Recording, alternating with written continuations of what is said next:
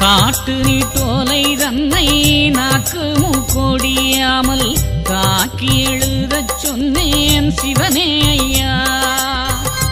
ஓதும் எழுத்துக்கும் முன் ஒன்றும் எழுத்தாணிக்கும் ஊமை மவுனம் சொன்னேன் சிவனே ஐயா.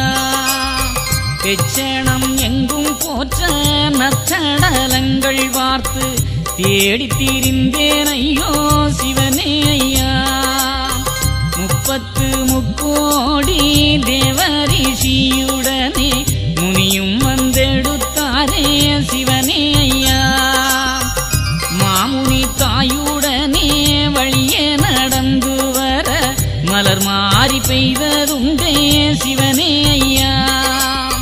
திருச்சம்பதியில் புக்கு தீர்த்த கரையில் செல்ல திரை வந்திழுத்துதையோ சிவனே ஐயா.